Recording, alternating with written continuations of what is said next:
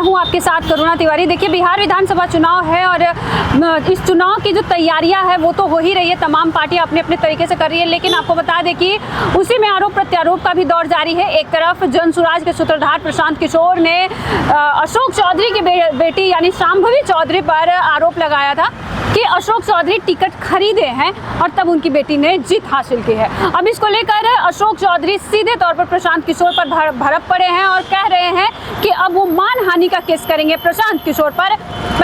पहलगाम हमला पर भी उन्होंने खुलकर बातचीत की। वहीं पर नेता प्रतिपक्ष तेजस्वी यादव के बयानों पर भी उन्होंने प्रतिक्रिया दिया है। क्या कुछ कह रहे हैं, कैंडल मार्च निकाला गया जो घटना हुई थी और ये कहा जा रहा है कि साथ में आप लोगों के साथ में है, सरकार जो फैसला लेगी साथ में है। किस तरह से देखते हैं? नहीं, ये तो अच्छी बात है कि ये तो अच्छी बात है कि पूरा पक्ष विपक्ष जब देश की आत्मा पर आघात हो तो पूरा पक्ष विपक्ष को देश के साथ रहना चाहिए। क्या जाति क्या धर्म, सब लोग एकजुट होना चाहिए। और अगर विपक्ष का ये बातें कह रहा है तो लोकतंत्र के लिए अच्छी बात है। 24 पाकिस्तान के ऐसे लोग हैं जो अभी भी पटना में रह रहे हैं और उसके लिए तो डायरेक्टिव गवर्नमेंट ऑफ इंडिया का आ गया है। हम लोग गवर्नमेंट ऑफ इंडिया के डायरेक्टिव को फॉलो करेंगे। अच्छा, अपोजिशन की तरफ से मीटिंग की गई और अभियान लगातार बढ़ रहा है, एकजुटता दिखाने की कोशिश की जा रही है और आपको लगता है कि उस एकजुटता में दम है? नहीं, देखिए, ऐसा है कि this is good for democracy कि जब देश की आत्मा पर आघात हो या इस तरह से निहत्थे टूरिस्टों पर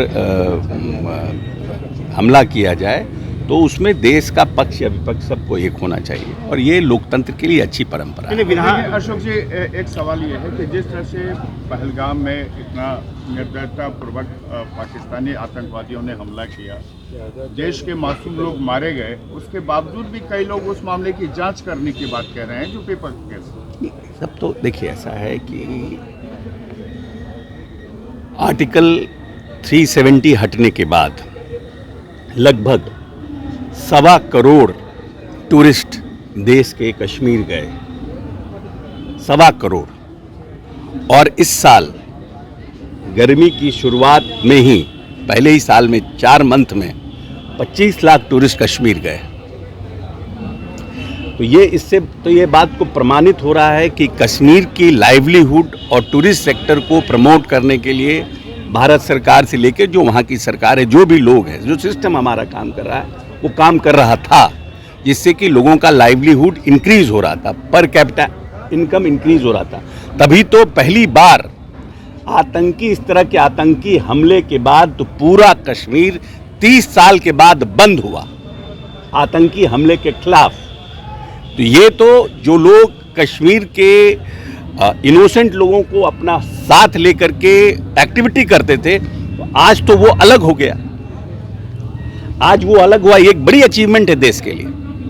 और जो भी लोग इस तरह की हरकत कर रहे हैं उनको चुन चुन के मारना चाहिए और ऐसा सबक सिखाना चाहिए कि हमारे आने वाली पीढ़ियों को भी इस तरह की समस्या का भविष्य में देखना न पड़े। अच्छा, महागठबंधन एकजुट होकर के विधानसभा चुनाव की तैयारी में लग चुका है, साथ में ज्वाइंट कैंपेनिंग होगा, सब चीज़ होगा, दम नज़र आता है क्या? देखिए, हर लोग प्रयास करता है कि हम एकजुट हों। हम अभी तो टिकट का डिस्ट्रीब्यूशन नहीं हुआ है ना, एकजुटता तो टिकट के डिस्ट्रीब्यूशन के बाद दिखेगी। लेकिन सब लोग प्रयास करते हैं, ये लोकतंत्र है, इसमें तो सबको फ्री है, सबको को प्रयास करना है। वो लोग भी प्रयास कर रहे हैं लेकिन वैकेंसी नहीं।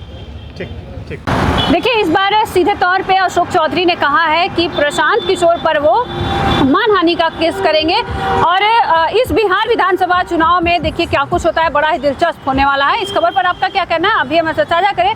देखते रहे इम्पैक्ट लाइव।